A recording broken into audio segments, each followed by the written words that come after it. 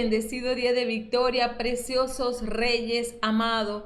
Bienvenidos a esta convocatoria semanal para celebrar un Shabbat en torno a la palabra que nos edifica. Agradeciendo al Padre Bueno por tener este día separado, cortado, para que cada uno de los que creemos en Él le obedezcamos, guardándolo también. Es un día de gozo y de júbilo y por eso le decimos al Padre Bueno, gracias Padre Santo, bueno y fiel, por haber reservado este día para tener comunión íntima contigo, para ir a tu encuentro, para abrir nuestro corazón y recibir de ti dirección, guiatura, exhortación, corrección, promoción en una semana de victoria que ya estás preparando para cada uno de tus hijos de pacto. Eres valioso, eres grande, Padre Bueno, poderoso, invencible, un Dios de pacto que dice y hace, un Dios inconmovible e inmutable que permanece fiel a su palabra. Por eso sabemos que en este Shabbat estás con nosotros, porque descansando también estás tú para recibirnos. Bendecimos y glorificamos tu santo nombre, Jehová, para estar junto a ti y estar llenos de tu palabra de vida, porque queremos caminar en tu voluntad, porque eres nuestra fuente legal al que obedecemos y al que seguimos toda dirección, porque sabemos que cuando tú mandas y nosotros obedecemos, todo nos resulta bien, porque conoces el final y vienes a nosotros a ayudarnos a construir desde el principio para que hagamos las cosas como tú ya las tienes planificadas.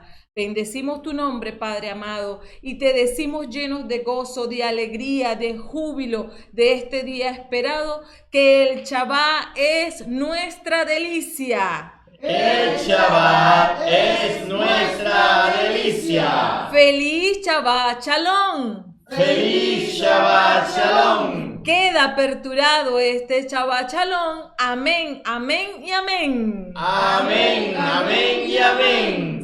Bienvenidos al segundo Shabbat del sexto mes bíblico e iniciamos con la primera lectura que está tomada del libro de Isaías 22, versos del 19 al 23. Te destituiré de tu puesto y te quitaré tu cargo.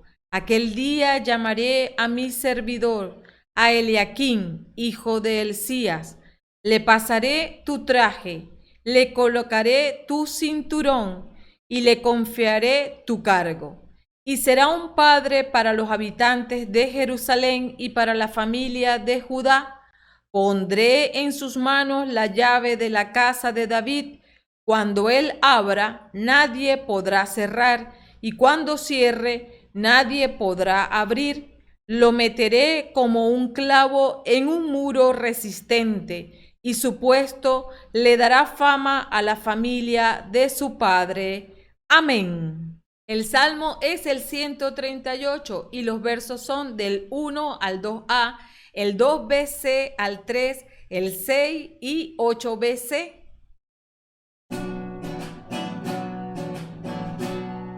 Señor, tu misericordia es eterna, no abandone la obra de tus manos.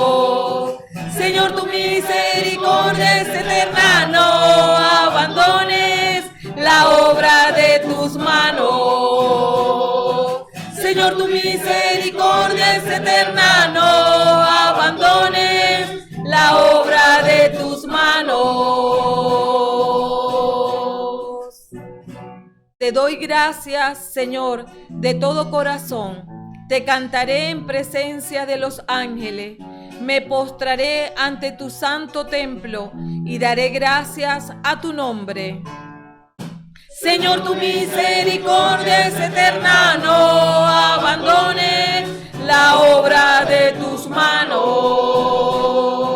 Señor, tu misericordia es eterna, no abandones la obra de tus manos.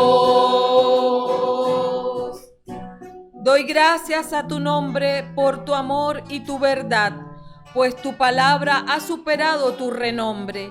El día en que clamé me respondiste y aumentaste la fuerza en mi alma. Señor, tu misericordia es eterna, no abandones la obra de tus manos. Señor, tu misericordia es eterna, no abandones la obra de tus manos. El Señor está en las alturas, pero se fija en el humilde y reconoce al orgulloso desde lejos. Señor, tu amor es eterno, no abandones la obra de tus manos. Señor, tu misericordia es eterna, no abandones la obra de tus manos. Señor, tu misericordia es eterna, no abandones la obra de tus manos.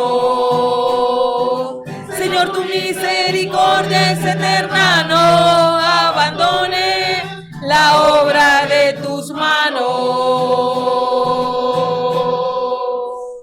Segunda lectura del apóstol Pablo a los Romanos, capítulo 11, versículos del 33 al 36.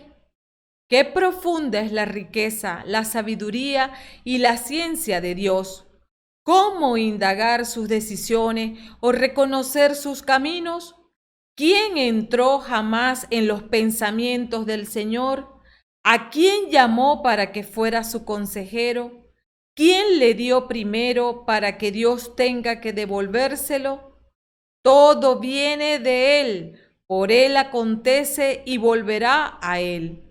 A Él sea la gloria por siempre. Amén. El Evangelio es del evangelista Mateo, capítulo 16, versículos del 13 al 20.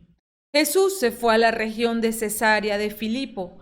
Estando allí, preguntó a sus discípulos: según el parecer de la gente, ¿quién soy yo? ¿Quién es el Hijo del Hombre?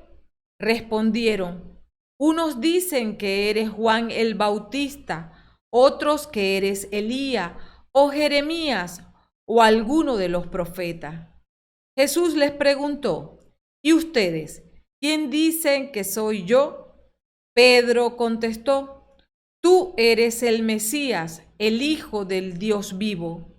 Jesús le replicó: feliz eres, Simón Barjona, porque esto no te lo ha revelado la carne ni la sangre, sino mi Padre que está en los cielos. Y ahora yo te digo, tú eres Pedro, o sea, piedra, y sobre esta piedra edificaré mi iglesia. Los poderes de la muerte jamás la podrán vencer. Yo te daré las llaves del reino de los cielos. Lo que ates en la tierra quedará atado en el cielo, y lo que desates en la tierra quedará desatado en el cielo. Entonces Jesús les ordenó a sus discípulos que no dijeran a nadie que Él era el Mesías.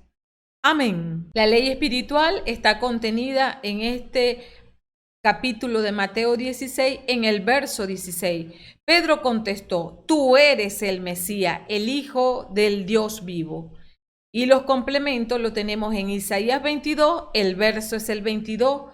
Pondré en sus manos la llave de la casa de David. Cuando él abra, nadie podrá cerrar, y cuando cierre, nadie podrá abrir. En Romanos 11, el verso es el 36. Todo viene de él, por él acontece y volverá a él. A él sea la gloria por siempre. Amén.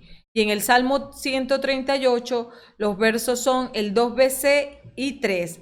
Doy gracias a tu nombre por tu amor y tu verdad, pues tu palabra ha superado tu renombre. El día en que clamé, me respondiste y aumentaste la fuerza en mi alma. La ley y complemento sin referencias de citas bíblicas se lee así. Pedro contestó: tú eres el Mesías, el Hijo del Dios vivo. Pondré en sus manos la llave de la casa de David. Cuando él abra, nadie podrá cerrar, y cuando cierre, nadie podrá abrir. Todo viene de él, por él acontece y volverá a él. A él sea la gloria por siempre. Amén. Doy gracias a tu nombre por tu amor y tu verdad, pues tu palabra ha superado tu renombre. El día en que clamé, me respondiste y aumentaste la fuerza en mi alma. Y el título es el siguiente: Jehová destrona a los orgullosos y exalta a los humildes. Amén. Introducción. Yeshua nos enseña en Lucas 6:40 que el discípulo no está por encima de su maestro, pero si se deja formar, se parecerá a su maestro. La primera tarea de la eclesía como mujer, siendo la desposada en santidad con el amado Redentor, consiste en reflejar todo lo que el amado es.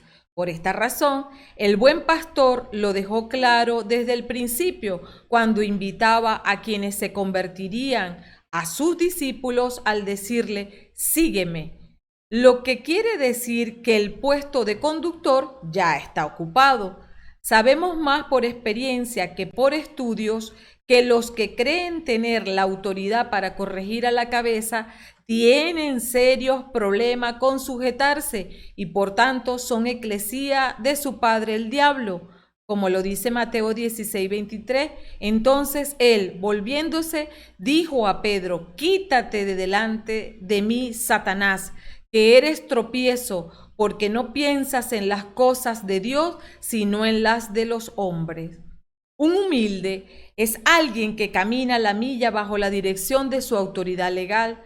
Por su parte, el orgulloso es uno que camina bajo su propio yugo, es un individuo que se ha hecho esclavo de su propio ego. El humilde posee cobertura de su fuente legal, el orgulloso va de su cuenta. El humilde cae y su fuente legal le levanta y se queda a su lado para fortalecerlo. El orgulloso cae y no tiene quien le levante porque va por cuenta propia. Lo que nos mantiene humilde es la comunión dinámica con nuestra fuente legal en constante reconocimiento. Por ello es que Yeshua nos ordena que oremos para que no caigamos en tentación. Mientras más nos distanciamos de nuestra autoridad legal, más cerca estamos de transgredir la instrucción o, lo que es lo mismo, cometer pecado de traición. Por regla general, se usan los mismos dones y talentos dados por Jehová para traicionarlo, tal como lo hizo Luzbel, quien, viéndose superior en gran manera al resto de los ángeles, se llenó de orgullo y quiso reunir bajo su mando a los ejércitos de los cielos para tomar por asalto el trono de Jehová, y tuvo éxito, reclutando a una tercera parte de los ejércitos del Altísimo Padre Creador. Mas, sin embargo, fue vencido por el general de los ejércitos de Jehová, el arcángel Miguel, y echado a la tierra para ser sometido al escarnio de toda la creación. El primer Adán, hombre viejo, sucumbió ante la tentación por dejar de caminar como seguidor de Jehová todas las tardes.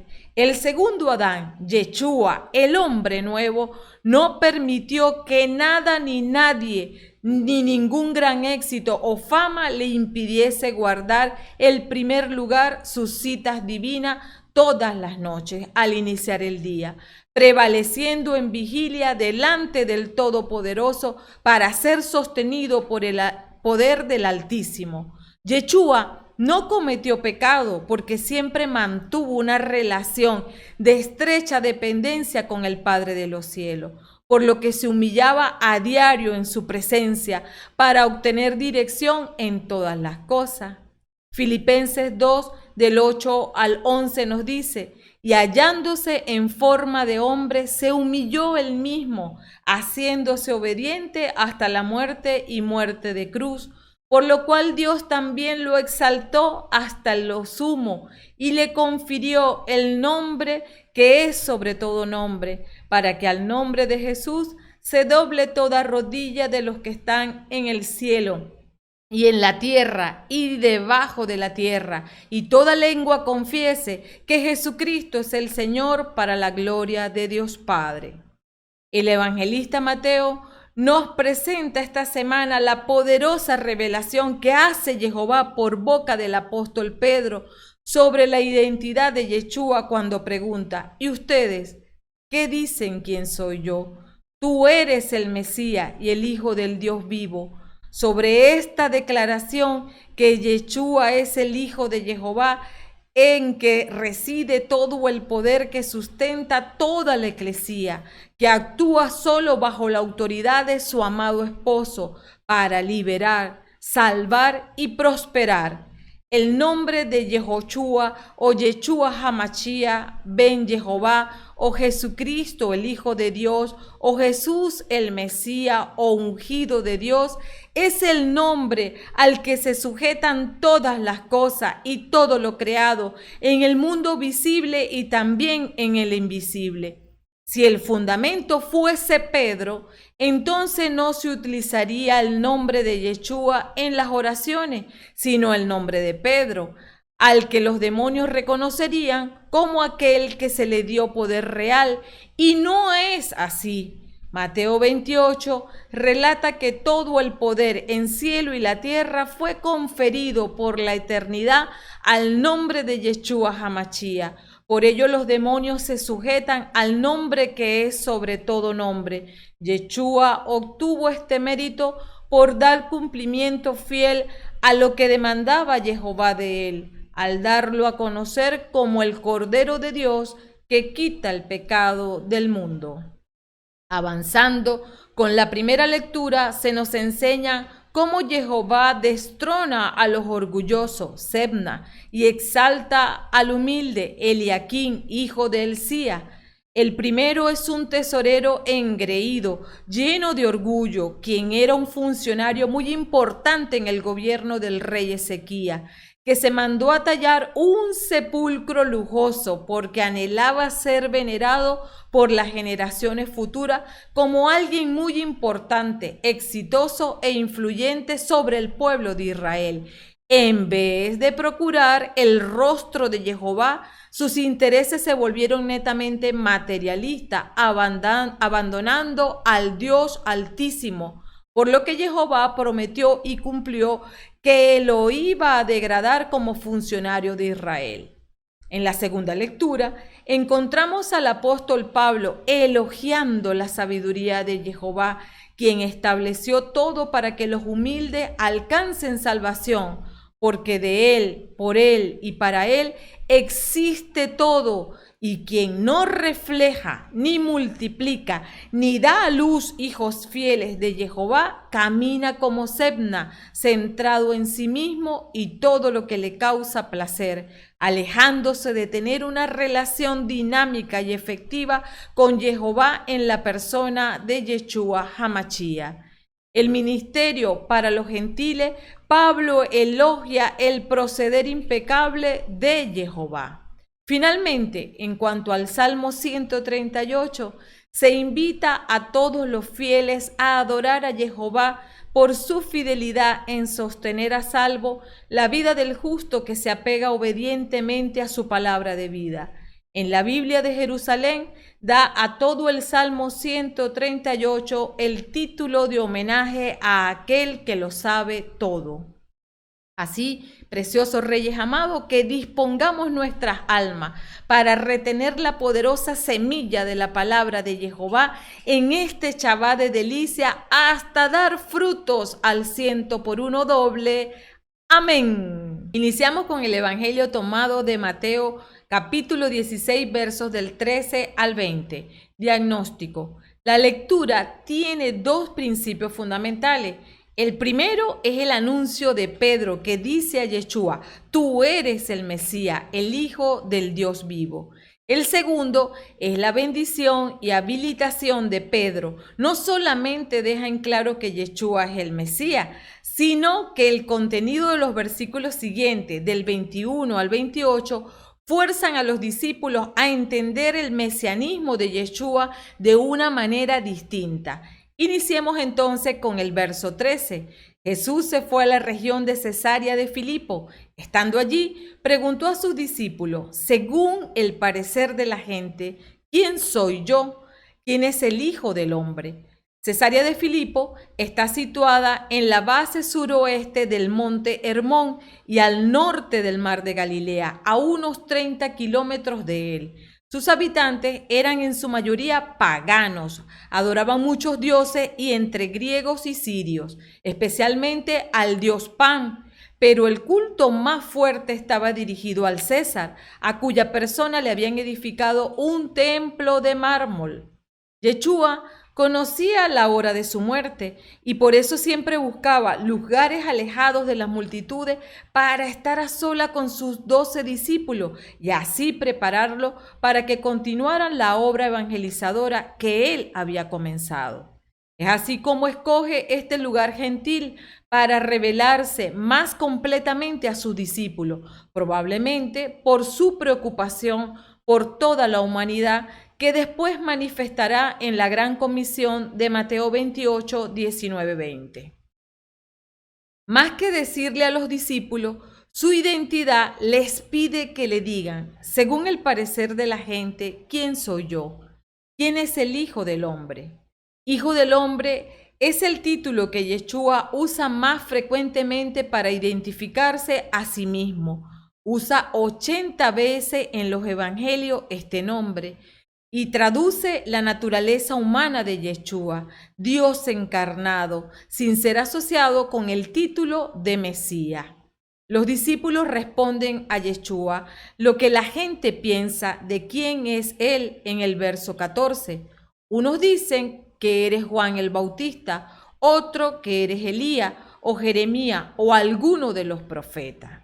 Juan el Bautista, que fue asesinado por Herodes, Juan tenía una presencia tan poderosa que la gente no se sorprendería de verlo otra vez. De hecho, Herodes cree que Yeshua puede ser Juan resucitado, como lo leemos en Mateo 14, 2. El profeta Elías, que se esperaba que reapareciera antes que venga el día de Jehová, grande y temible, en Malaquías 3:23. El profeta Jeremías, que experimentó un gran rechazo y que lloró sobre la ciudad de Jerusalén. Algunos de los profetas, es claro que la gente pensaba bien sobre Yeshua y lo había considerado como profeta. Sin embargo, cuando ellos lo trataron de identificar, lo que hicieron fue ver hacia su pasado y no hacia su futuro. Si Yeshua es un profeta, pero es más que un profeta. Él los desafiaría como lo haría un profeta, pero también los llevaría en direcciones que ellos nunca podrían anticipar. La primera pregunta de Yeshua simplemente prepara el terreno para que haga la segunda, la pregunta más importante, en el verso 15. Jesús les preguntó, ¿y ustedes? ¿Quién dice que soy yo? Yeshua habla a todos sus discípulos, a quienes ha preparado cuidadosamente para continuar su ministerio. Escucharon sus enseñanzas y fueron testigos de sus milagros. Lo que importa es lo que piensan al respecto y cómo reaccionan ante ello. En este punto, la incertidumbre o duda equivale a falta de fe. Ser cristiano significa creer que Yeshua es el Cristo, el Hijo del Dios viviente. En la ley espiritual del verso 16, Pedro contestó, tú eres el Mesías, el Hijo del Dios vivo. En esta declaración hay dos aspectos importantes sobre Yeshua. La primera declaración es que Yeshua es el Mesías, que en el Strong hebreo 48:99 es Mashiach, que significa ungido, Mesías, ungidos, una persona consagrada, el Mesías. Su equivalente es Cristo en el Strong griego 55:47, que es Christos y significa el ungido. La palabra se usaba para los ungidos con aceite, un símbolo de la unción del Espíritu Santo para tareas específicas, y se ungía a reyes, profetas y sacerdotes. Sin embargo, el término Mesías se usó para el descendiente de David, que se levantaría para gobernar las 12 tribus de Israel. La segunda declaración es que Yeshua es el Hijo del Dios vivo. El término vivo se le dio al Dios verdadero para distinguirlo de los ídolos, que son bloques o piedras, muertos o sin vida. Hijo de Dios lo hemos escuchado en su bautismo, cuando Dios declaró: "Este es mi Hijo", en Mateo 3:17, siendo la primera vez que aparece como Hijo de Dios. Yeshua llamó a sí mismo el Hijo en Mateo 11:27, y los discípulos llamaron a Yeshua el Hijo de Dios cuando cruzó el mar hacia la barca y detuvo la tormenta en Mateo 14:33. Aunque este evangelio comienza con las palabras "el libro del origen de Jesucristo, hijo de David e hijo de Abraham", en el capítulo 1, verso 1, en donde Jesucristo es lo mismo que decir Yeshua HaMashiach, y en este punto del evangelio ya Mateo ha usado la palabra Mesías varias veces.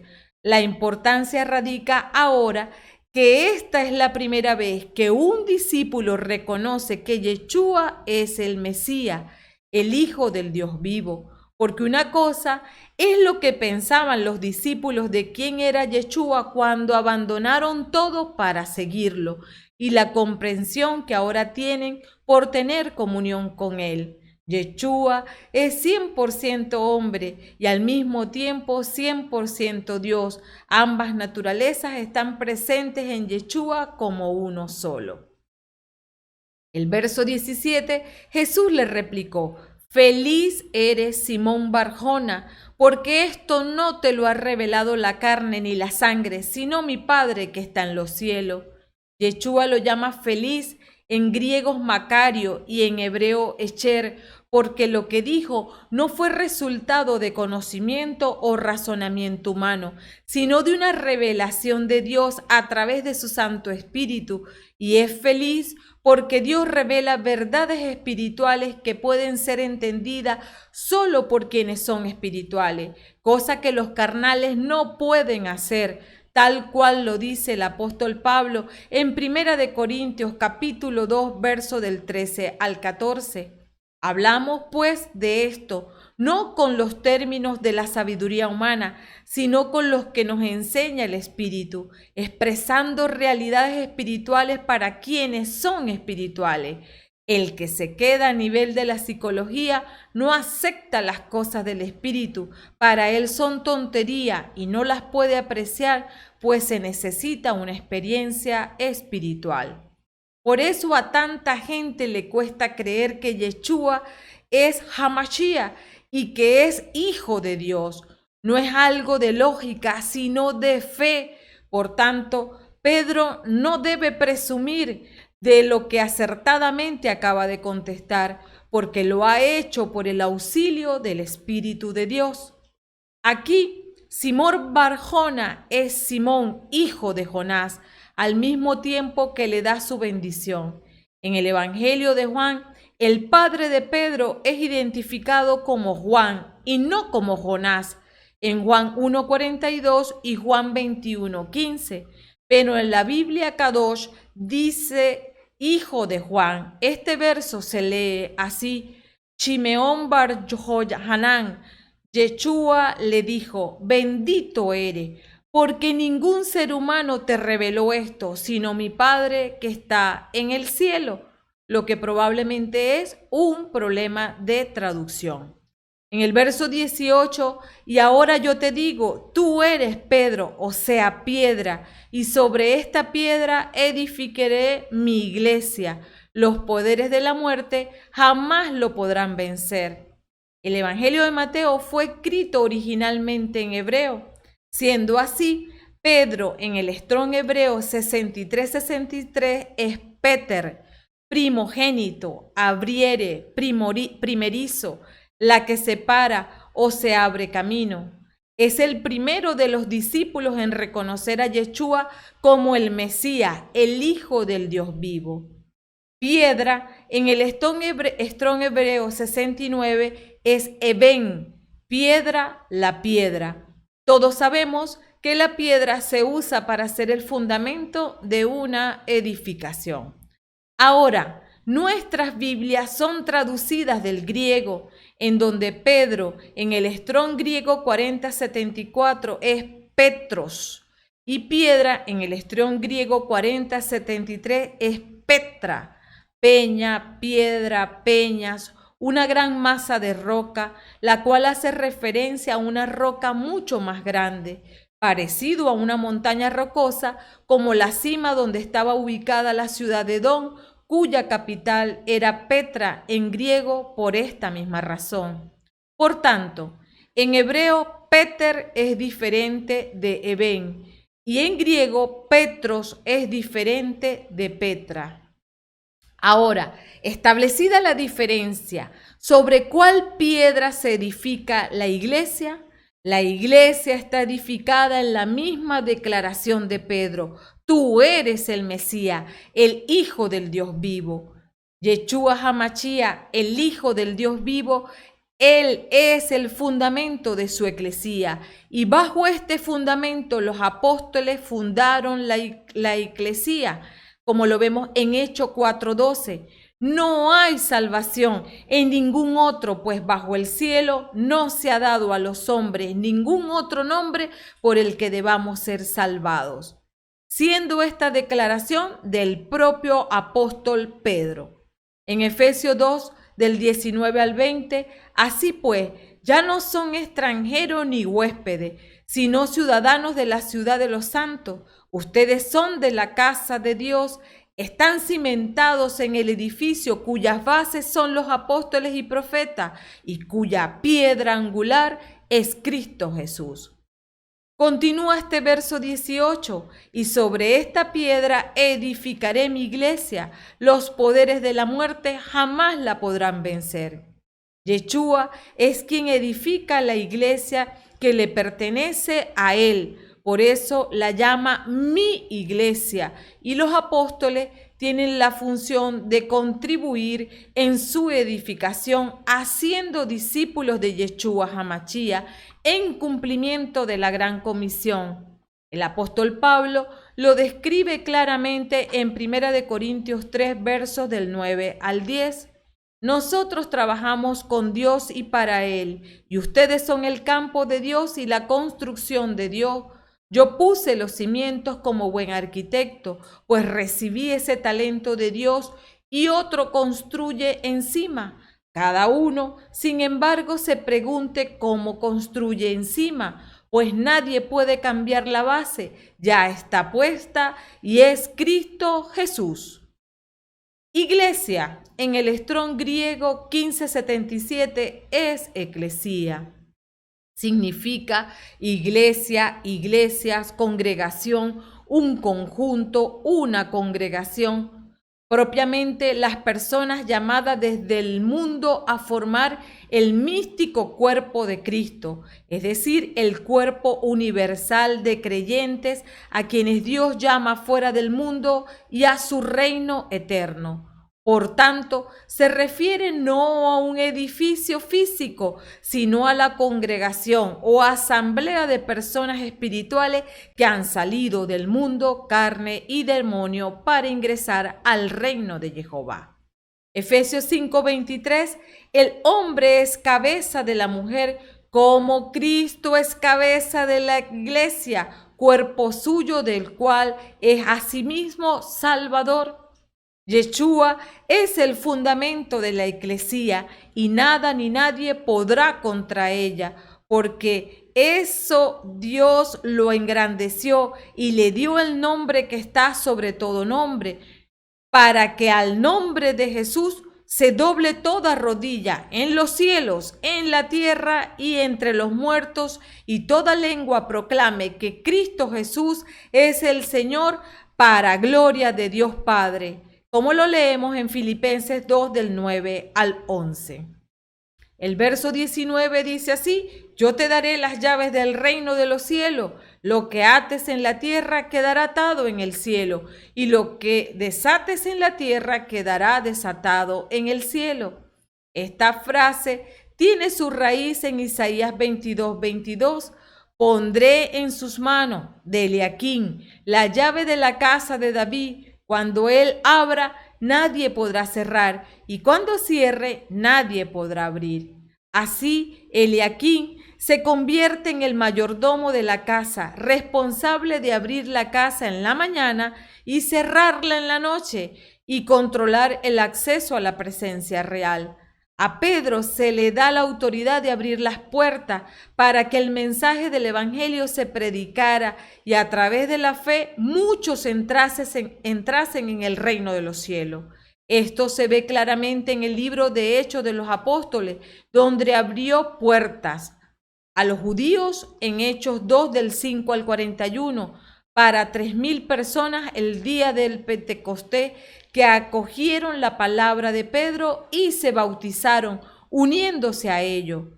Pero esto puede ser lo esperado. ¿Por qué? Porque es el pueblo de Jehová, dado el orgullo de los judíos de formar parte del pueblo de Dios, y la promesa de salvación a través de Yeshua HaMashiach era para ello. Mas Pedro caminó en humillación al abrir las puertas del reino a los samaritanos en Hechos 8 del 14 al 25, y prosiguió en más humillación cuando abre la puerta del reino a los gentiles en Hechos 10, donde siguiendo la instrucción del Ruach HaKodesh, va a casa de Cornelio y a todas las personas con él reunidas y mantiene abiertas las puertas a los gentiles en el concilio de Jerusalén en Hechos 15 del 7 al 12.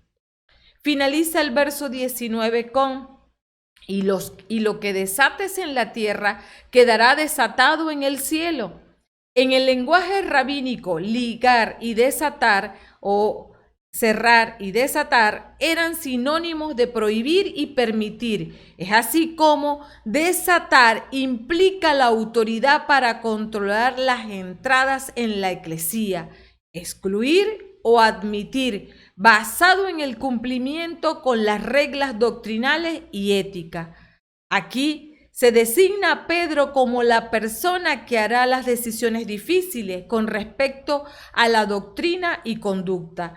Y en Mateo 18:18, Yeshua extenderá esta autoridad a todo el grupo de discípulos.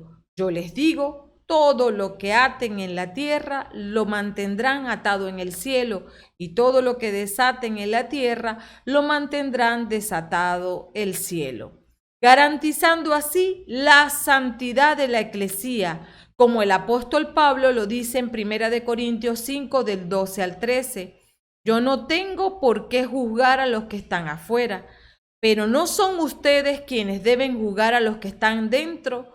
Dejen que Dios juzgue a los que están fuera, pero ustedes saquen al perverso de entre ustedes. Esta expulsión es con el propósito de que se conviertan. Solo los humildes son los que regresan, porque los orgullosos prefieren al mundo y sus placeres temporales. En el verso 20, entonces Jesús les ordenó a sus discípulos que no dijeran a nadie que él era el Mesías. El mundo no estaba listo todavía para escuchar esta verdad, y los discípulos todavía no están listos para revelarla correctamente. Entienden que Yeshua es el Mesías, pero entienden al Mesías en los términos convencionales de un rey guerrero. En el pronóstico, en los versículos del 21 al 28, que se corresponden al evangelio de la próxima hermenéutica, Yeshua les dice a los discípulos lo que deben esperar de su mesianidad, su muerte y resurrección. Y Pedro protesta en grande, recibiendo una fuerte reprimenda de Yeshua. Por eso Yeshua no permite a los discípulos que revelen su identidad como Mesías hasta que ellos entiendan lo que esto involucra. Ellos comenzarán a entender realmente hasta que vean a Yeshua resucitado y comprenderán en su totalidad al recibir al Ruach HaKodesh.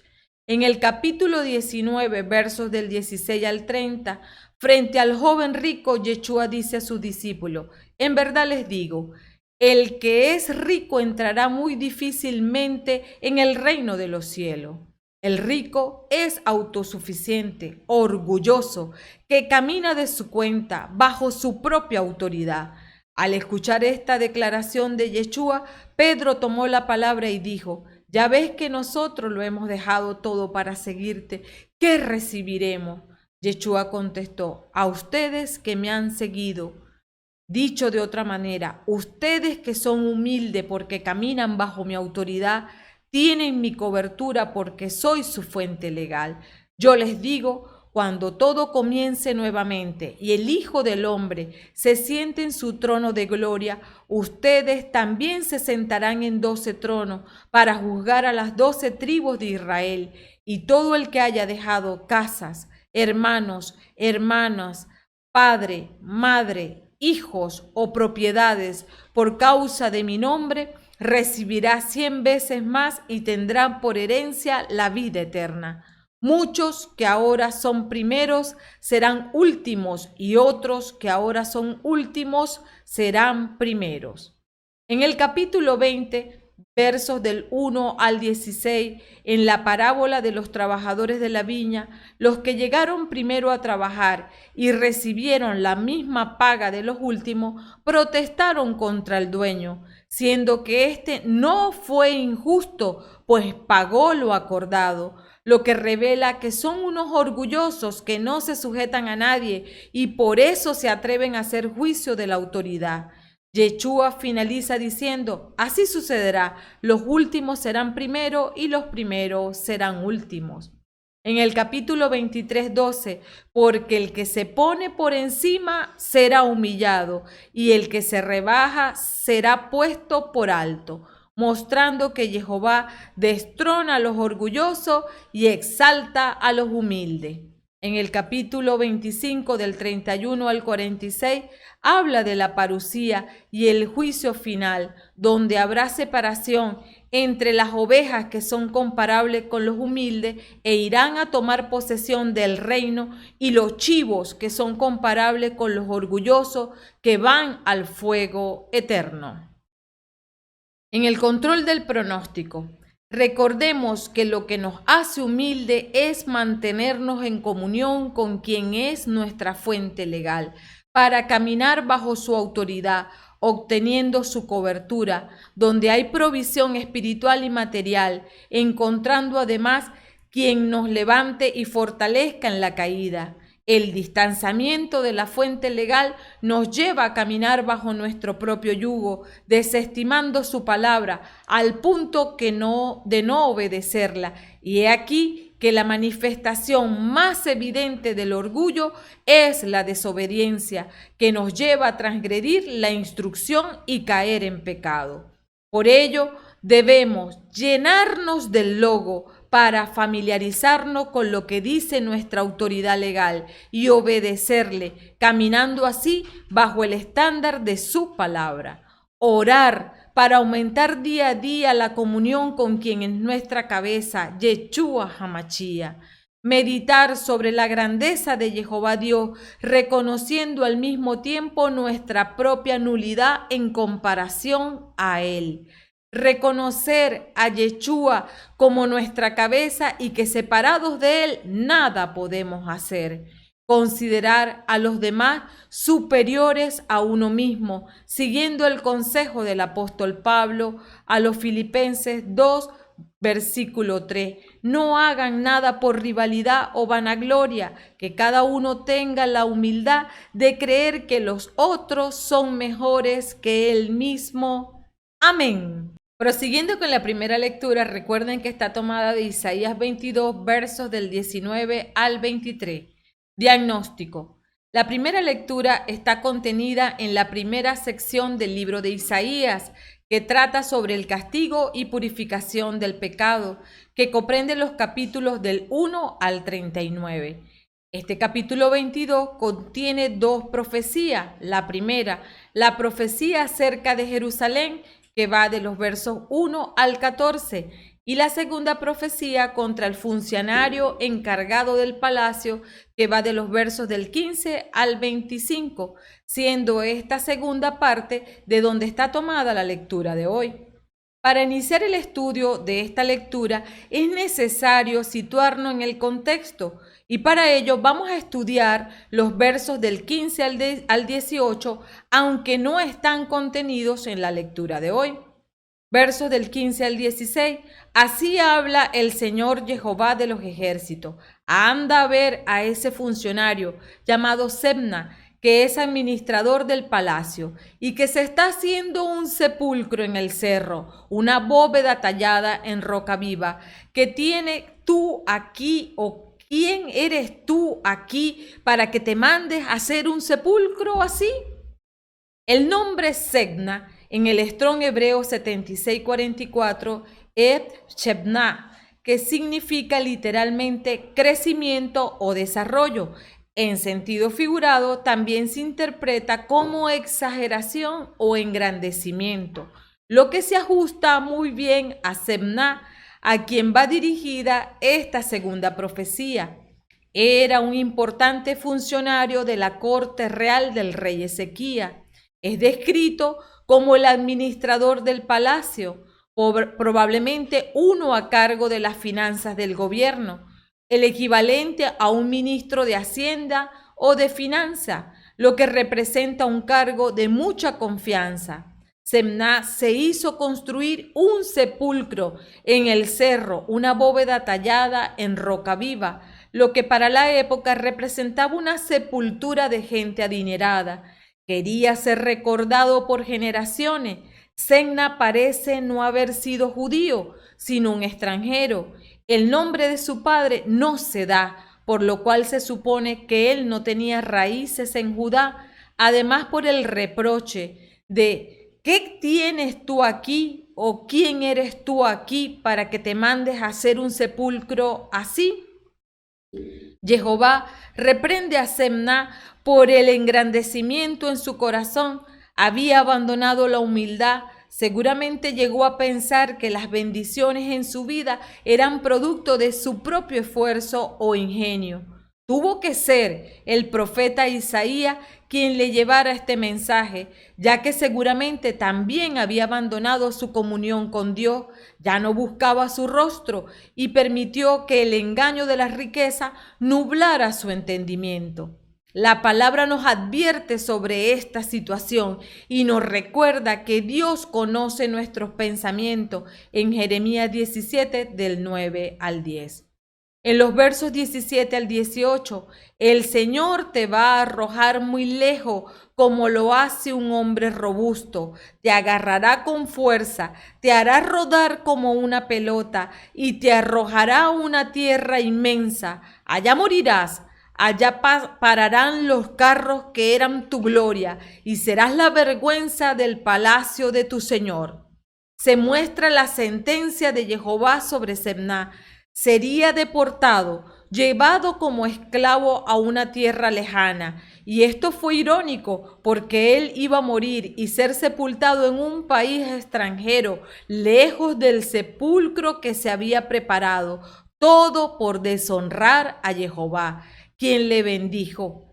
Para el que se engrandece y se queda con la bendición y no con Jehová que lo bendijo, se cumple Oseas 8:4b. Se hicieron ídolos con su plata y su oro para su propio exterminio. Isaías también le recordó los carros que eran tu gloria, de los que estaba orgulloso. Iniciemos con la lectura de hoy en el verso 19. Te destituiré de tu puesto y te quitaré tu cargo. Aquel día llamaré a mi servidor. Si no cumplimos con los propósitos que Jehová Dios nos ha encomendado, Él levantará a un obediente para que cumpla la misión que originalmente era nuestra.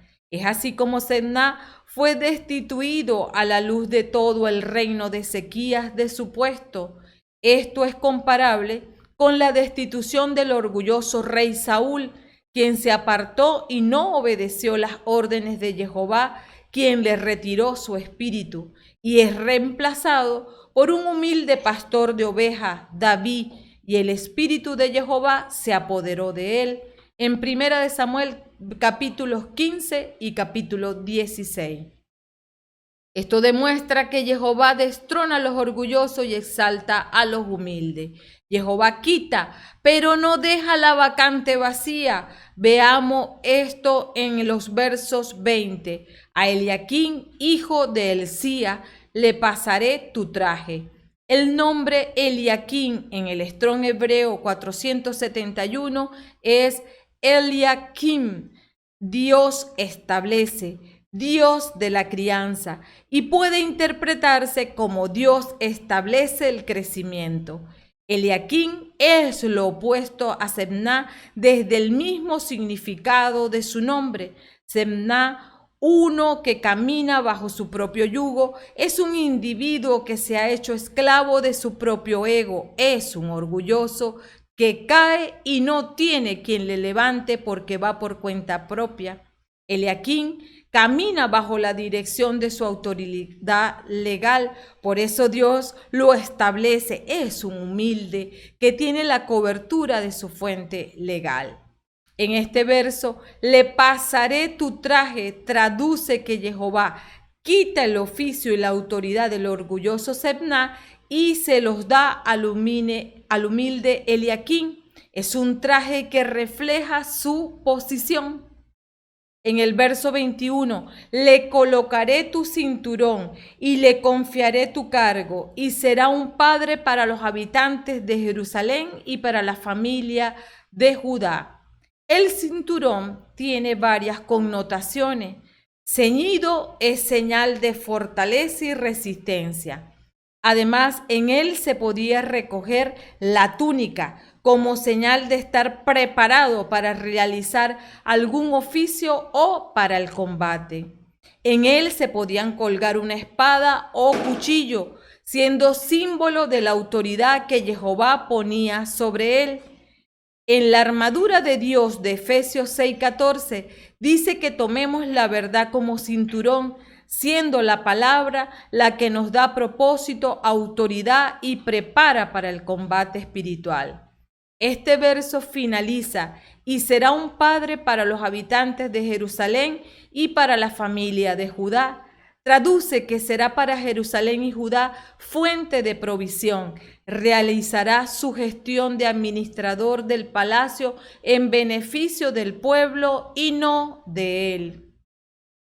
En el verso complemento de la ley espiritual, el 22, pondré en sus manos la llave de la casa de David. Cuando él abra, nadie podrá cerrar, y cuando cierre, nadie podrá abrir. El administrador del palacio era el que, como representante del rey, cada día abría y cerraba la vida administrativa del pueblo, siendo un puesto de honor y responsabilidad, porque la gran llave maestra del palacio la llevaba sujeta al hombro de su túnica. Cuando este verso dice, pondré en sus manos la llave de la casa de David, nos habla del nivel de autoridad que da Jehová a Eliaquín, una distinción que solo se había aplicado a los reyes de la descendencia davídica, haciendo que Eliaquín prefigura de Yeshua HaMashiach, quien manifiesta para sí mismo en Apocalipsis 3:7b, así habla el santo, el verdadero, el que guarda la llave de David. Si él abre, nadie puede cerrar, y si cierra, nadie puede abrir. En el verso 23, lo meteré como un clavo en un muro resistente, y su puesto le dará fama a la familia de su padre. Las casas en esa época no tenían closet o algún lugar de almacenamiento, sino que se fijaba un clavo a la pared y en sacos de tela se guardaban las cosas de estima que luego se colgaban en esos clavos, siendo la manera de almacenar de forma ordenada, segura y disponible para usarse en cualquier momento. Dado que todo lo que se guardaba dependía de la firmeza del clavo en la pared, es así que Jehová dice de Eliaquim: lo meteré como un clavo en un muro resistente, y así todo el pueblo que dependa de su oficio estará ordenado, seguro y disponible para Jehová. El oficio y autoridad de Eliaquim fue designio de Jehová por caminar bajo su voluntad, que le confiere solidez y resistencia en el desempeño de su asignación, a semejanza de Yeshua, que no hizo su voluntad, sino la del Padre que le envió, mientras que el orgulloso Sebna solo buscaba su propia gloria, pero encontró en su lugar vergüenza. Termina este verso: y su puesto le dará fama a la familia de su padre. Pone en evidencia el nivel de reconocimiento que tiene Jehová sobre uno que camina bajo su voluntad, en donde su nombre será engrandecido a semejanza de Yeshua, que tiene nombre sobre todo nombre, engrandeciendo el reino de su Padre. En el pronóstico, continuemos con el verso 24. En él se podrá colgar todo lo que haya de valioso en la familia de su padre y de toda su descendencia, toda clase de vajilla pequeña, desde copas hasta jarros. Este verso compara el servicio humilde y valioso de Eliaquim con ese clavo que está colocado firmemente en la pared, en donde toda su descendencia es colgada para ser alcanzada por la bendición que Jehová ha derramado sobre él, porque lo que es con la cabeza es con las extremidades, por generaciones. De la misma manera que el cristiano depende en todo de Cristo, de quien está colgado. Finaliza este capítulo en el verso 25.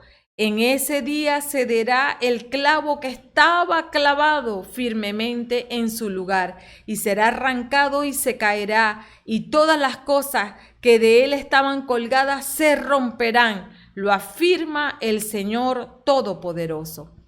El cumplimiento de esta profecía tiene un orden. Antes de que Eliaquim pueda ser colocado en el lugar que le corresponde, Sebna debe ser quitado, será quebrado y caerá. Efectivamente, vemos su cumplimiento en Isaías 36, del 1 al 3. En el año 14 del rey Ezequías, Senaquerib, rey de Asiria, subió contra todas las ciudades fortificadas de Judá y se apoderó de ella. El rey de Asiria, desde Laquis, envió donde el rey Ezequías a uno de sus generales con una numerosa tropa. El general se colocó cerca del canal del estanque superior junto al camino del campo del batanero. A su encuentro salieron el administrador del palacio, Eliaquim, el secretario, Sobná, y el canciller, Joás, hijo de Asafat. Control del pronóstico. Hemos estudiado la comparación entre dos hombres, ambos con carreras prometedoras en el reino de Ezequías.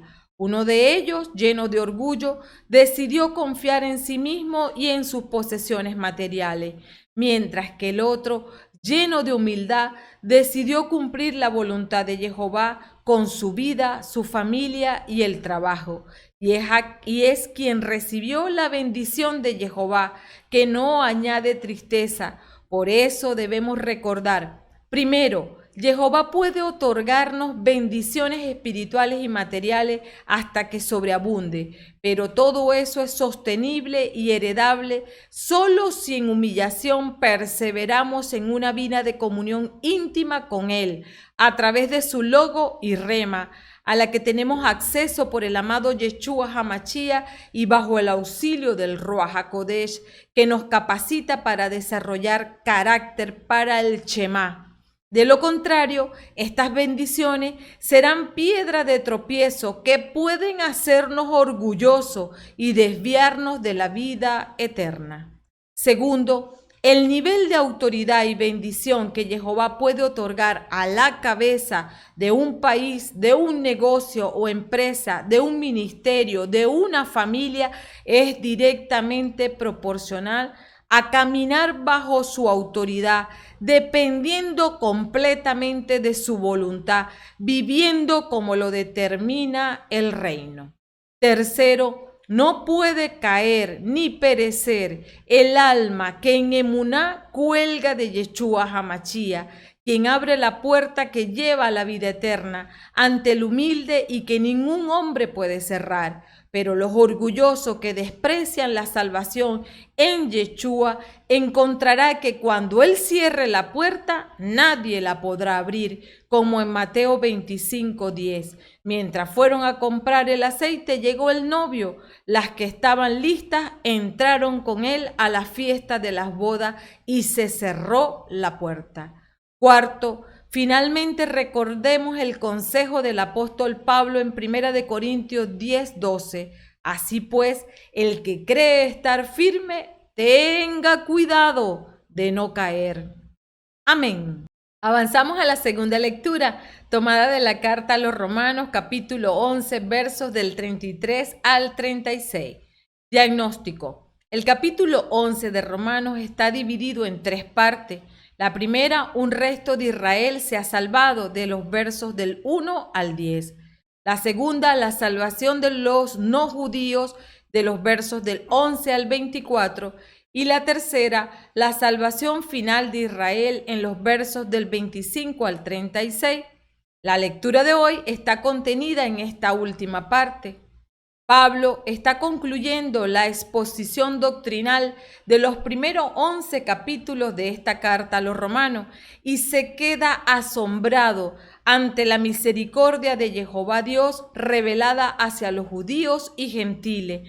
No puede contenerse más, se ve obligado a alabar al Señor y por ello en los versos del 33 al 36 proclama su profunda admiración a Jehová, que culmina en el verso 36 con una doxología.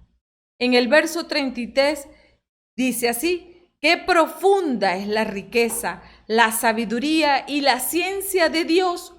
¿Cómo indagar sus decisiones o reconocer sus caminos?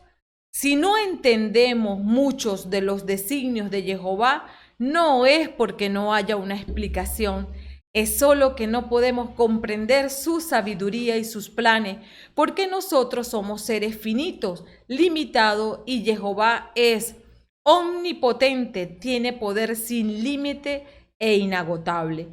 Omnipresente, está siempre presente en todas partes. Omnisciente, todo lo sabe. Su sabiduría no se puede alcanzar. Ya trataron de hacerlo en su fuerza.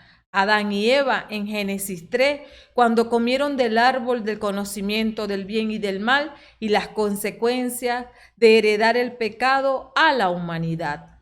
En la construcción de la Torre de Babel para hacerse famosos, y Dios confundió sus lenguas y los dispersó.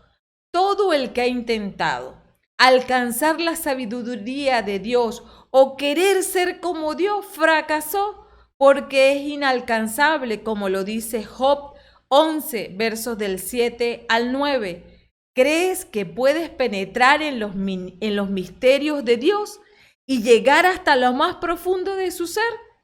¿Qué puedes hacer si son más altos que el cielo? ¿Qué sabes tú si son más profundos que el abismo? Son más grandes que las tierras y más anchos que el mar. Mas Jehová es bueno y da sabiduría a quien camina en su voluntad, como a Salomón en Primera de Reyes 3, versos del 1 al 12. Y le dijo: porque me has pedido esto, y no una larga vida, ni riquezas, ni la muerte de tus enemigos, sino inteligencia para saber oír y gobernar, voy a hacer lo que me has pedido. Yo te concedo sabiduría e inteligencia como nadie las ha tenido antes que tú, ni las tendrá después de ti. Pero Salomón se hizo orgulloso y se apartó de Jehová, caminando en su propia fuerza, cometiendo infidelidades tremendas contra el Creador. Debemos entender que si pedimos sabiduría a Dios es para ponerla a su servicio, para caminar en sus propósitos y no en los nuestros. Culmina el verso 33, ¿cómo indagar sus decisiones o reconocer sus caminos? El apóstol Pablo reconoce que los juicios y los decretos de Jehová están por encima del entendimiento humano, como lo dice también Isaías 55, versos del 8 al 9. Pues sus proyectos no son los míos y mis caminos no son los mismos de ustedes, dice Jehová. Así como el cielo está muy alto por encima de la tierra, así también mis caminos se elevan por encima de sus caminos, y mis proyectos son muy superiores a los de ustedes. Él hace cosas grandes e inescrutables, maravillosas sin número. Sus caminos son inescrutables, por lo tanto debemos descansar en Dios, en lo revelado, en lo que Él se ha dado a conocer, como lo dice Deuteronomio 29, 29. Hay cosas que no sabemos, esas pertenecen al Señor nuestro Dios, pero hay cosas que nos han sido reveladas a nosotros y a nuestros hijos para que las cumplamos siempre, todos los mandamientos de esta ley. Lo que se nos ha revelado de la palabra de Dios no es un mero conocimiento, sino para ser puesto por obra en obediencia. De lo contrario, actuaríamos como el enemigo, que conociendo la voluntad del Creador, caminó en orgullo, desobedeció y fue echado de su presencia. En el verso 34, quien entró jamás a los pensamientos del Señor, ¿a quién llamó para que fuera su consejero? Pablo alaba a Jehová con su propia palabra. Aquí utiliza Isaías 40:13. ¿Y quién sondeó el espíritu de Jehová o fue su consejero para guiarlo?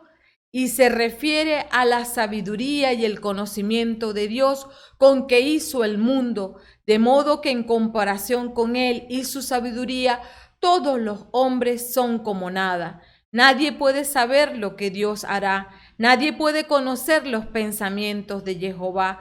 Así que cualquiera que hable en el nombre de Jehová Dios sin usar su palabra contenida en la Biblia comete blasfemia.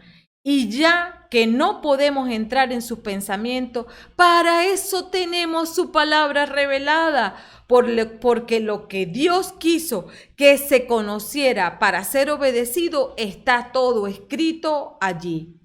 Cuando el hombre se levanta pretendiendo ser más sabio que Dios, cuando el hombre pretende penetrar en los secretos del corazón de Dios, es altivez y orgullo, es rebelión y transgresión.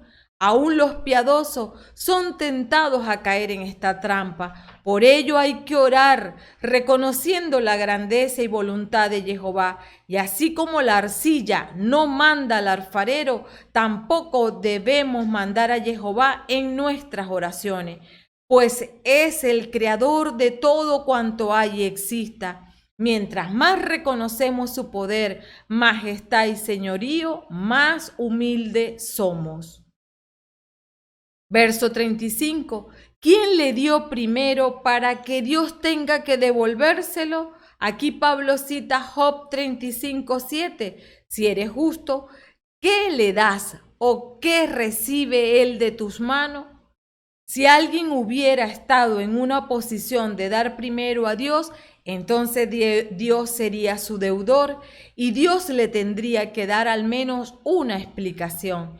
Pero no es así. Dios sigue siendo el que soberanamente distribuye sus dones, como lo dice el Salmo 24:1. Del Señor es la tierra y lo que contiene, el mundo y todos sus habitantes. Pablo conoce el plan de salvación del cual es testigo y testimonio y que proclama plenamente convencido de ello.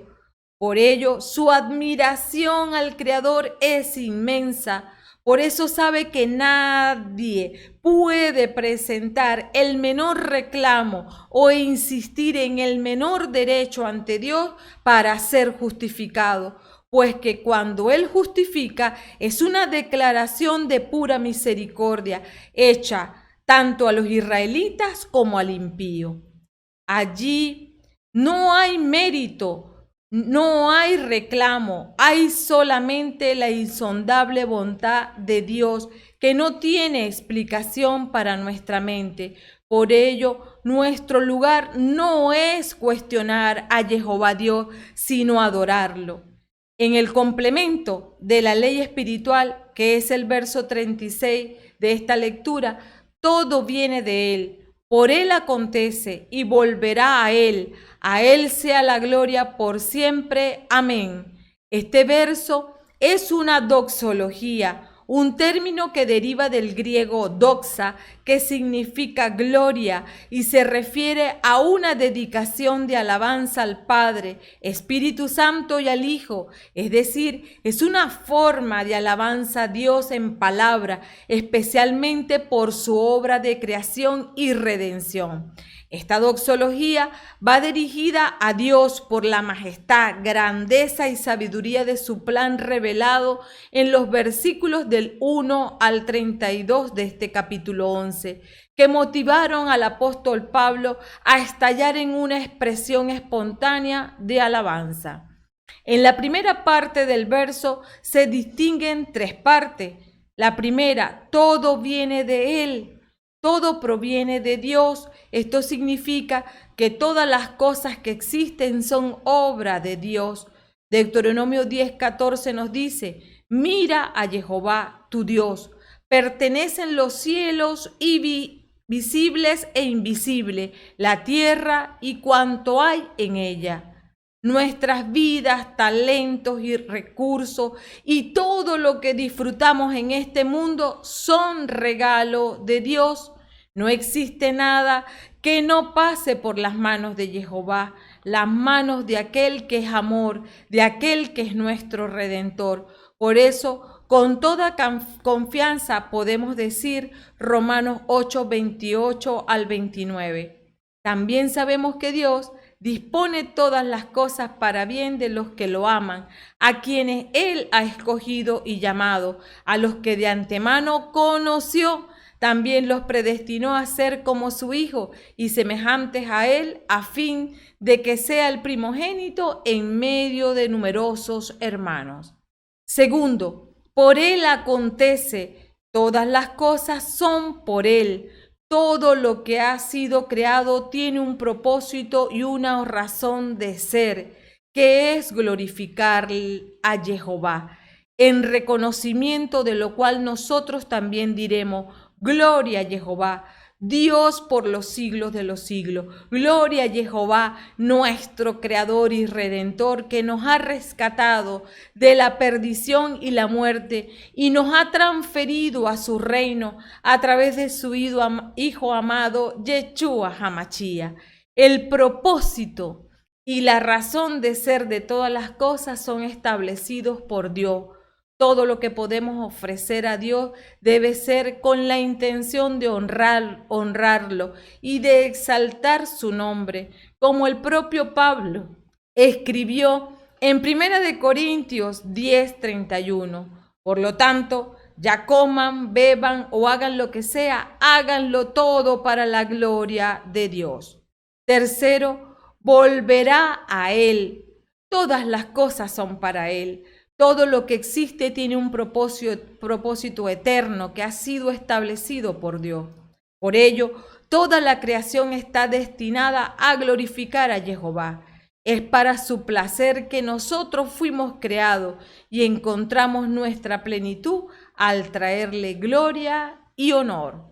Ya que todo es de Él, por Él y para Él, es justo que reciba toda la gloria. Y por esta razón, Pablo acaba su reflexión con las siguientes palabras: a Él sea la gloria por siempre. Amén. No hay nada más que añadir. Jehová es infinitamente digno de ser engrandecido, exaltado y glorificado en el Hijo Yeshua HaMashiach, porque el Padre está en el Hijo y solo recibe su gloria quien refleja al Hijo. Veamos otras doxologías en la Biblia, como en Primera de Crónica 29, versos del 11 al 12. Tuya, oh Jehová, es la grandeza, la fuerza, la magnificencia, la duración y la gloria. Pues tuyo es cuanto hay en el cielo y en la tierra. Tuya, oh Jehová, es la realeza. Tú estás por encima de todo. Te acompañan la gloria y la riqueza. Tú eres dueño de todo. En tu mano está el poder y la fortaleza, y en tu mano la que todo lo engrandece y a todo da consistencia. Y el Salmo 72, versos del 18 al 19. Bendito sea el Señor, Dios de Israel, pues solo Él hace maravilla. Bendito sea por siempre su nombre de gloria, que su gloria llene la tierra entera. Amén, amén. En el pronóstico, el apóstol Pablo, luego de reconocer a Jehová Dios como todopoderoso, creador del universo, y adorarle, nos entrega cómo vivir una vida cristiana. En el capítulo 12, versos del 1 al 8, nos instruye a entregarnos a nosotros mismos, a Dios, en sacrificio vivo y santo, y seguirle, poniendo todos nuestros dones y talentos a su disposición y confiando en su dirección. Lo hacemos en gratitud porque nuestros pecados han sido perdonados. Nos invita a no amoldarnos al mundo, sino a renovarnos interiormente para conocer la voluntad de Dios, que es buena, agradable y perfecta, para obedecerle cumpliendo los propósitos para lo cual nos ha dotado y capacitado. En los versos del 9 al 16, que el amor sea sincero, aborrezcan el mal y procuren todo lo bueno, que entre ustedes el amor fraterno sea verdadero cariño, y adelántense al otro en el respeto mutuo. Sean diligentes y no flojos, sean fervorosos en el espíritu y sirvan al Señor. Tengan esperanza y sean alegres. Sean pacientes en las pruebas y oren sin cesar. Compartan con los hermanos necesitados y sepan acoger a los que estén de paso. Bendigan a quienes los persigan, bendigan y no maldigan. Alégrense con los que están alegres, lloren con los que lloran. Vivan en armonía unos con otros, no busquen grandezas y vayan a lo humilde, no se tengan por sabios. Y seguimos en este capítulo 12, en los versos del 17 al 21. Estos versículos resumen la esencia de la vida cristiana. Si amamos a alguien de la misma manera que Cristo nos ama, entonces estaremos dispuestos a perdonar. Si hemos experimentado la gracia de Dios, anhelaremos que otros también la disfruten. En el capítulo 13, el apóstol Pablo nos enseña en los versos del 1 al 7 a obedecer a las autoridades, tomando en cuenta lo que dice el verso 2. Por lo tanto, el que se opone a la autoridad se rebela contra un decreto de Dios y tendrá que responder por esa rebeldía. Quien se revela a la autoridad es un orgulloso y lo mejor que puede hacer es entrenarse en caminar en humildad para vivir apegado a la justicia de Jehová y heredar bendición a sus generaciones de pacto. Sean quienes sean las personas que ejercen autoridad sobre nosotros, debemos obedecer de acuerdo al justo poder que tienen. Finalizando el capítulo, Pablo aconseja en el verso 14, más bien revístanse del Señor Jesucristo y no se dejen arrastrar por la carne para satisfacer sus deseos. En el control del pronóstico, todo lo que Jehová Dios creó en el principio sigue en pie, porque Él lo sostiene todo a salvo a través de su palabra, cumplida en la nueva alianza. El apóstol Pablo nos enseña que además de Jehová crearnos, también nos salva por medio de la muerte y resurrección de Yeshua HaMashiach. El gran plan de redención que fue ideado y efectuado por el Dios Altísimo y que merece toda adoración y alabanza por los siglos de los siglos. Y la mejor manera que tenemos de hacerlo es ofrecernos como un sacrificio vivo y santo, capaz de agradar a Jehová, que se logra muriendo al yo, para vivir en humillación, obedeciendo la voluntad de Dios manifiesta en toda su palabra de vida. No debemos seguir la corriente del mundo en que vivimos, sino más bien transformarnos a partir de una renovación interior para distinguir cuál es la voluntad de Dios, lo que es bueno, lo que le agrada, lo que es perfecto, para obedecerla, siendo reflejos del amado Yeshua, quien en todo obedeció al Padre hasta la muerte y una muerte de cruz. El sabio más grande en la tierra es una pequeñez ante la inmensa sabiduría de Jehová Dios, quien se ha dado a conocer a través de su creación y en Yeshua HaMashiach. Por eso debemos orar al Padre por sabiduría para conocer sus designios y cumplirlos. Sigamos el consejo de Santiago 1:5. Si a alguno de ustedes le falta sabiduría, pídasela a Dios y Él se la dará, pues Dios la da a todos sin limitación y sin hacer reproche alguno. Cada vez que entendamos algo de la grandeza de Dios, entremos en adoración, reconociendo que se ha dejado encontrar y que lo que nos ha revelado es para servirle y no para llenarnos de orgullo que nos separa de los propósitos del Padre en nuestras vidas. Entonces serán verdaderos adoradores del Padre, tal como Él mismo los quiere. Dios es espíritu y los que lo adoran deben adorarlo en espíritu y en verdad, como lo dice Juan 4:24. Amén. Finalizamos con el Salmo 138. Este salmo se titula Un Salmo de David, un salmo de acción de gracia por la liberación que obtuvo David de muchas penas y problemas, variado en pensamiento y con lecciones aptas para todo. El salmo completo nos enmarca la vida de David, que tuvo muchas bajas, decepciones y persecuciones, aborrecimiento, escapes y penuria, de lo que no le fue fácil salir. Más de una década estuvo huyendo aún de un familiar suyo, su propio hijo Absalón, en espera del camino hacia la promesa, siempre con esa esperanza. Cuando por fin logra obtener lo que tanto tiempo ansió, canta este salmo precioso con palabras sobresalientes que dan fortaleza a cualquier caído en una experiencia similar. El proceso hacia la meta propuesta puede desgastar toda nuestra armadura y volvernos sensibles, o puede fortalecernos como roble el carácter y darle contenido a lo que llegaremos a hacer para el momento preciso de acuerdo a la voluntad de Jehová Dios. Solo leer el canto de David de corrido alienta nuestra alma y fortalece el espíritu.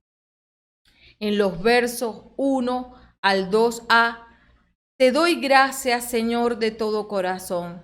Te cantaré en presencia de los ángeles. Me postraré ante tu santo templo y daré gracias a tu nombre.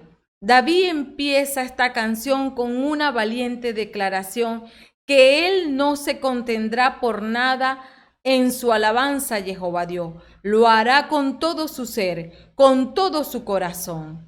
Es necesario adorar a Jehová en humillación, porque al hombre le parece bien todo lo que hace, pero el Señor es quien juzga las intenciones, porque sondea nuestros corazones, como lo dice Proverbios 21:2. Por ello, adoremos desde adentro y no como un acto externo, tanto que podamos hacerlo en presencia de los ángeles, que son los mensajeros de Dios, cuyo principal propósito es adorar al Rey de la Gloria, y que no está limitado este ser ángeles a ser seres celestiales, sino a todo el que camina en la voluntad de Dios. Me postraré ante tu santo templo, es porque sabe que todo lo ha hecho como Jehová le ha mandado, y nosotros ahora podemos hacerlo con mayor certeza, porque tenemos acceso a través de la sangre del pacto y reflejamos la santidad de Yeshua al vivir en humillación como él vivió. En los versos 2b al 3, complementarios a la ley espiritual, doy gracias a tu nombre por tu amor y tu verdad, pues tu palabra ha superado tu renombre. El día en que clamé, me respondiste y aumentaste la fuerza en mi alma. La alabanza de David no era una adoración vacía, tenía razones detrás de ella. Pensó en el gran amor de Jehová hacia él y el firme establecimiento de su verdad. La meditación en estos regalos de Dios le dio a David las bases para su adoración espiritual. David considera la principal forma en que la fidelidad de Jehová Dios ha sido manifestada a nosotros a través de su palabra. En las razones que David da para su alabanza encontramos un importante patrón.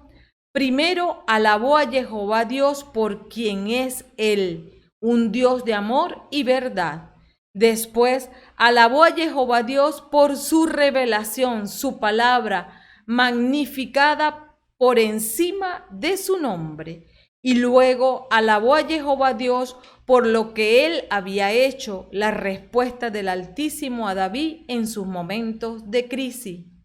Que nuestra gratitud no sea sola por las cosas finitas del día a día, sino por las experiencias personales con Jehová Dios. En el verso 6, el Señor está en las alturas, pero se fija en el humilde y reconoce al orgulloso desde lejos. Remarca que el Eterno escucha el clamor del humilde para proveerle de todo cuanto requiere y al mismo tiempo se aleja de los orgullosos, puesto que están decididos a que pueden hallar la felicidad sacando a Jehová de la ecuación. Es una verdad que se repite en Santiago 4 del 5 al 6. No sin razón dice la Escritura que el Espíritu que habita en nosotros quiere tener cada vez más, pero Dios tiene mejores cosas que dar, y la Escritura añade, Dios resiste a los orgullosos, pero hace favores a los humildes. Y en 1 de Pedro 5:5, también ustedes, los más jóvenes, sean sumisos a la autoridad de los ancianos. Traten de rivalizar en sencillez y humildad unos con otros, porque Dios resiste a los orgullosos, pero da su gracia a los humildes. En el verso 8b, Señor, tu amor es eterno, no abandones la obra de tus manos.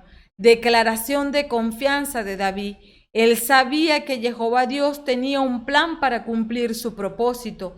Cuando la ayuda de Jehová Dios llegue, vendrá con toda su habilidad y su fuerza. El Altísimo defenderá a David en contra de la ira de sus enemigos. Esta es otra manera de presentar la gran promesa de Filipenses 1:6.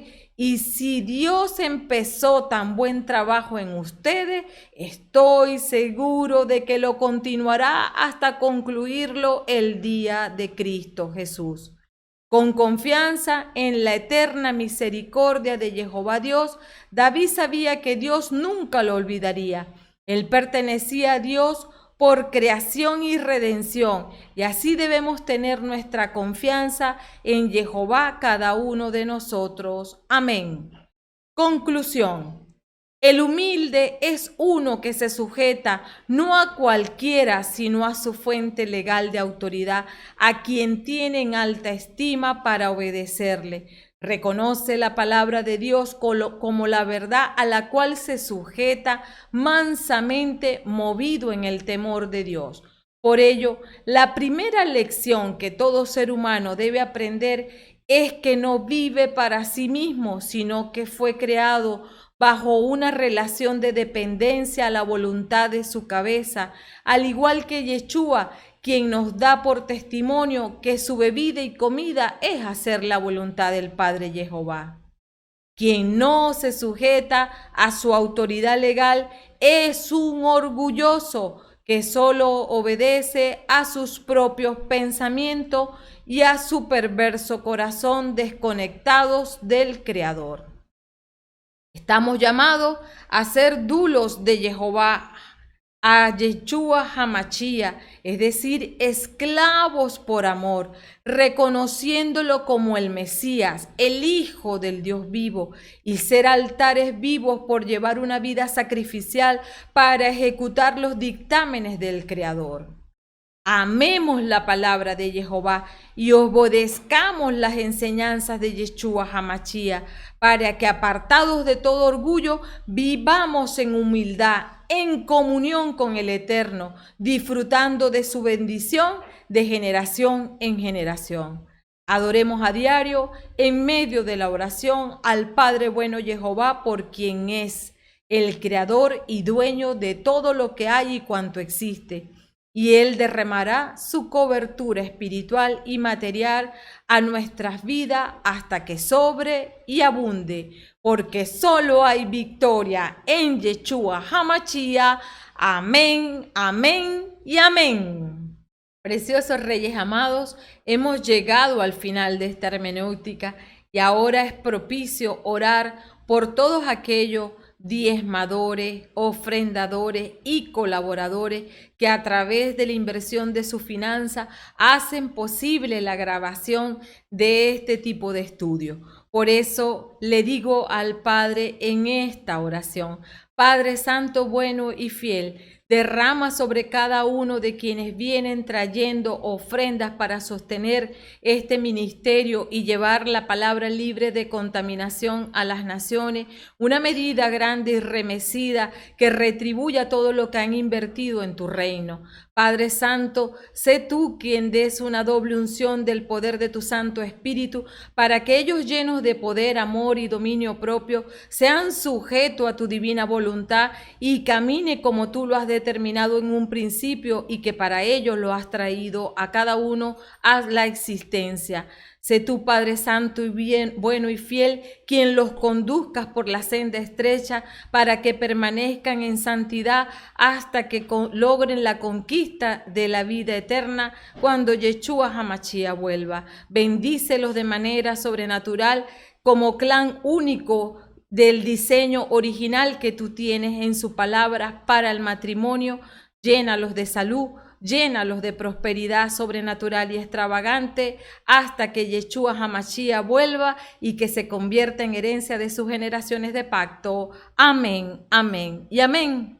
Preciosos hijos del Altísimo, no se olviden darle me gusta, suscribirse al canal si aún no lo han hecho, activar la campanita para que reciban las notificaciones cuando subimos algo a nuestro canal, comentar el minuto que ha sido de impacto para tu vida y compartir esta hermenéutica con todo tu contacto, de manera que tú también cumplas la gran comisión en hacer que muchos sean discípulos de Yeshua Hamashia. Amén. Viva la fe, viva la esperanza, viva el amor. Viva la fe, viva la esperanza, viva el amor. Viva la fe, viva la esperanza, viva el amor. Que viva Cristo, que viva Cristo, que viva el Rey. Viva la fe, viva la esperanza, viva el amor. Viva la fe, viva la esperanza, viva el amor. Viva la fe, viva la esperanza, viva el amor. Que viva Cristo, que viva Cristo, que viva el Rey. Que viva Cristo, que viva Cristo, que viva Cristo, que viva el Rey. Que viva Cristo, que viva